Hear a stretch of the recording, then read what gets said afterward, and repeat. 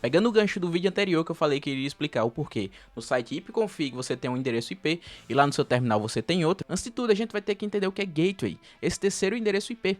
Esse endereço IP nada mais é do que o endereço do seu roteador, porque tudo que você manda para um site, antes de chegar no site, vai passar pelo seu roteador. Até porque redes diferentes não se enxergam e elas precisam de um mediador. No caso, o mediador aqui é o nosso roteador. Como eu falei, redes diferentes não se enxergam porque redes têm uma característica de abrangência geográfica. Por exemplo, a rede aqui da minha casa e a da sua casa é caracterizada como rede LAN, Local Area Network, uma rede local, enquanto a maioria dos sites que a gente acessa está numa rede WAN, World Area Network, que é uma rede que tem uma abrangência global. E por conta dessa característica geográfica, redes diferentes não conseguem se comunicar, por isso que elas precisam de um roteador como mediador. Então assim, toda requisição que você fizer para um site não vai estar saindo direto da sua rede LAN até a rede WAN. Antes disso, passa no roteador. Sabendo disso, fica muito mais fácil de entendermos o assunto endereços privados e endereços públicos, porque quando você acessou lá o site maip.com, foi mostrado para você o endereço público. Esse endereço público é o endereço usado por você para você se comunicar com sites e aplicações web que estão na rede WAN. Mas por que dois endereços? Um público e um privado?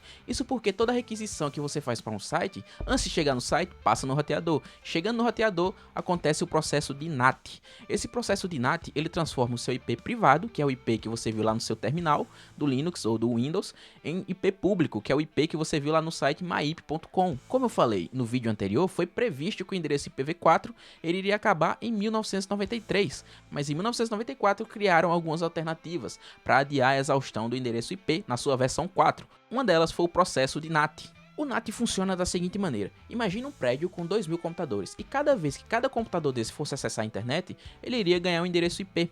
E isso faria com que o endereço IPv4 acabasse de uma maneira muito mais rápida. Então o NAT vai fazer o seguinte: toda vez que uma requisição de cada PC desse chegar no roteador, o NAT vai transformar esse endereço IP dele em apenas um. Então, todas as máquinas desse prédio, todas as 2.000 máquinas desse prédio vão ter apenas um endereço público. Esse endereço que aparece lá no site maip.com. Faz o teste aí na sua casa, pega o celular e acessa o site maip.com. Depois pega outro celular ou PC e acessa o mesmo site. Você vai ver que o endereço IP que aparece lá é igual para as duas máquinas. Isso ocorre porque as duas máquinas, os dois celulares, ou o celular e o PC, está dentro de uma rede LAN, a sua rede, a rede local. E o endereço privado, o endereço diferente, lá o endereço do terminal, ele é dado para você pelo roteador. Então assim, toda vez que você conecta alguma máquina no seu roteador, vai ter um endereço diferente. Porém, passou do seu roteador, vai ter apenas um endereço público, porque no roteador acontece o NAT.